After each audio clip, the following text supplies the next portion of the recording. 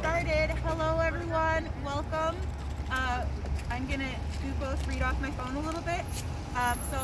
For those who don't know me, my name is Paula Acevedo. My husband Antonio and I are both the directors of this space. So this year, as we know, it has been a difficult year for many, but we're very honored that this garden has grown and become a refuge for a lot of our residents in the area.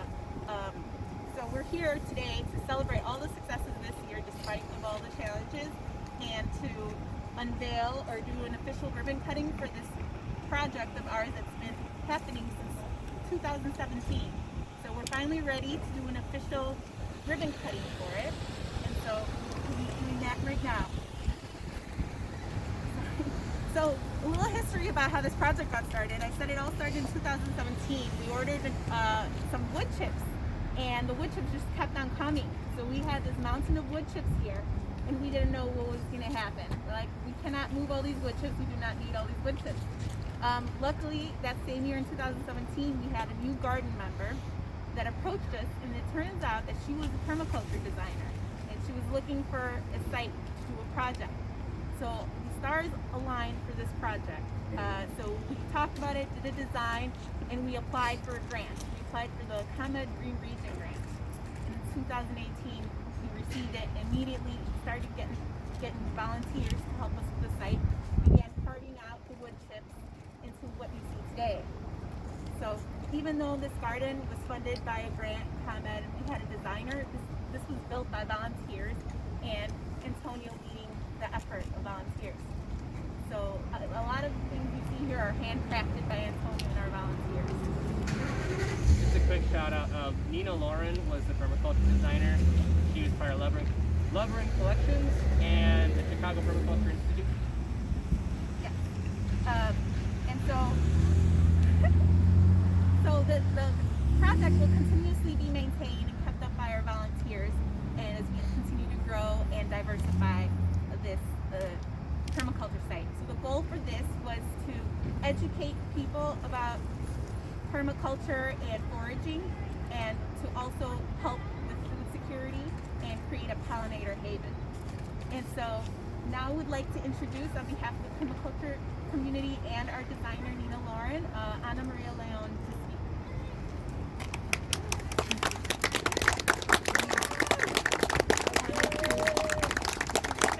Hi everybody. As Paula said, my name is Ana Maria Leon, and I'm the director of Permaculture Chicago Teaching Institute, of which Nina Lauren is our secretary and one of our designers. So for those of you who don't know what permaculture is, it means permanent agriculture. And it really, what we strive to do is have landscapes that work for everybody and everything. I'm like chewing on my mask, sorry. So Nina could not be here. She's actually out of Detroit right now. She's living there. And she's studying also at the University of Kent for ethnobotany. But she did send me a few words that she wanted to say to you all. I'm going to read it right now. She said, "Hi everyone. While I'm incredibly sad not to be here with you all, celebrating the opening of the El Paseo permaculture site, my heart's expanding knowing that this place and these plants will continue to thrive and connect us all together as a community. It's been an incredible few years, from dreaming up the space to collectively moving the giant mulch mountain. I remember those days, to being supported by caring, smart local businesses, organizations, seniors, community volunteers, and countless other volunteer groups in the advising, purchasing, growing, and planting of our perennial forest garden. None of this would have been possible without the amazing leadership of Paula and Antonio. And without each and every one of you, thank you for letting me be part of this amazing journey and community. My hope is that you feel supported, curious, and nourished within this space. May you continue to reconnect to perennial plants in the nursery and happy urban foraging. Lots of love, Nina." Thank you.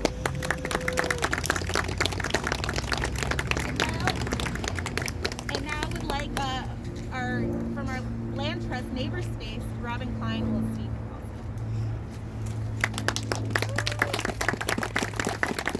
So afternoon, everybody. My name is Robin. I work for the organization Neighborspace, which is a community land trust in Chicago that protects over 120 different projects like this. But what I do want to say is that out of those 120 different projects, they're not all like this. This is a real area of pride for Neighborspace. Paula Antonio has done an amazing job over the last 7 years. I think I met you guys 7 years ago. And one of the wonderful things about this space, we're witnessing it right now. When we do projects like this, we need to be able to see ourselves. And right now, we're outside seeing ourselves in community. Not only are we securing food security, but we're also securing community security. And so when we come out and do these things, especially right now in this set of conditions with COVID, this is a really wonderful space to be. We're safe, we're together, we're working on a project. And I'm not gonna make it very long, it's just strong. I am so proud of these guys, and I hope this is a model for so many of our other projects around the city. Thank you. And I'm going to introduce Tamil Muhammad from ComEd. First of all, my name is Shamil Muhammad. I'm an external affairs manager for ComEd, and I'm thrilled to be here this afternoon in Pilsen and just witnessing the great work that we're doing out here. First of all, I'd like to thank the community partners, the volunteers, and the elected officials who are joining us here today. For those of you who are not really familiar with what we do, the 2018 grant recipients here at El Paseo Community Garden, they received this award, this Open Lands Grants Reward, to help spur this. And we appreciate what they're doing. And for those of you not familiar with it, every year we partner with the Open Lands, Metropolitan Mayor's Caucus, and the League of Chicago Theaters, our Powering Communities Grant Program, which awards grants up to $10,000 for these types of projects. And so we're very proud and inspired by the work that the community has come together and done here today. And at ComEd, our mission is to power lives. Those communities that we work, we live, and we play in. And so this is a wonderful example of that. And on behalf of ComEd, I'd like to thank all of you for coming out to partner in such a great occasion. And I'd like to bring before you the Alderman of the 25th Ward, Alderman Byron Cisco Lopez.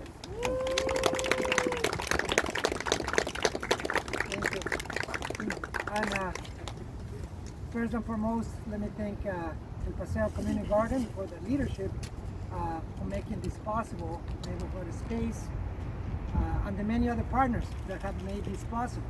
It takes a village to make sure that we address many issues that we have. So just a little bit about history, about how these lots need to not only get into the hands of a green space, but the history behind it, behind remediation work that needs to continue to happen. So they're being community partners doing remediation work way before the Paseo. We've got to continue working together to make sure that we expand green spaces as community spaces for our community. The city has many issues, and there are choices that need to be made. But at the extent that we work together, the city will be making better choices. So I'm glad that the city's housing department and the housing committee allow us to get these lots and to make sure that they go to the expansion of initiatives like a Paseo Community Garden that serves not only families in our community, but seniors that are nearby the Paseo Community Garden. I have many activities that are essential right now during a pandemic. So it's very critical that when we talk about what's possible and what's needed in our communities, we don't see only luxury condos popping up everywhere, but we continue to see more green spaces, more activities for families, and the city making choices that improve the quality of life of residents. So I want to again thank the many community partners that have helped with the remediation work before the Paseo Community Garden, who has a strong commitment to see the beautiful spaces that you see here today, the many volunteers that come along, and the responsibility that many officials and private entities have to make sure that we continue addressing the issues of pollution that we continue to have. We will continue working to increase the number of green spaces, working with community groups, because we believe that a strong community is a community that addresses the issue of the environment, and green spaces like this are critical to improve the quality of life. So thank you again at Paseo Community Garden. Thank you again, Neighborhood Space, and we continue working together to have more spaces like this in the future. Now let me introduce our state representative, Teresa Ma. Thank you. Thank you, Alderman. It's great to be here today, and I really want to start by thanking Paula and Antonio for all the work they put into making this project come together, bringing the people together that is a necessary part of bringing a project like this to completion, and all the years that and all the work that they put into building this garden and bringing the community together to make it thrive. I've been coming here for the last several years, and each time I come, there's something new and something wonderful happening, and I see people in the community coming together to enjoy the open space, the community gardening, the cultural activities, all the things that are an important foundation stone to making a thriving community. The community members here deserve to have open space, deserve to have clean air and the ability to garden and enjoy their environment, grow their own food. And these are all things that have been made possible by all the volunteers and everyone involved in the community garden. And this new addition is just another example of the work that is possible when folks come together, and it's just really symbolic to have something like this, a permanent fixture here for folks to enjoy and to really help make this community thrive. So again, thank you everyone involved, all the partners, and to all of you for being here and being supportive of the work that's being done here. Thank you so much.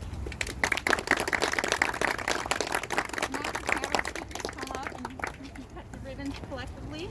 I wrinkled it a little bit. It's a little wrinkled. We can straighten out. We have some here since we left our we have plenty.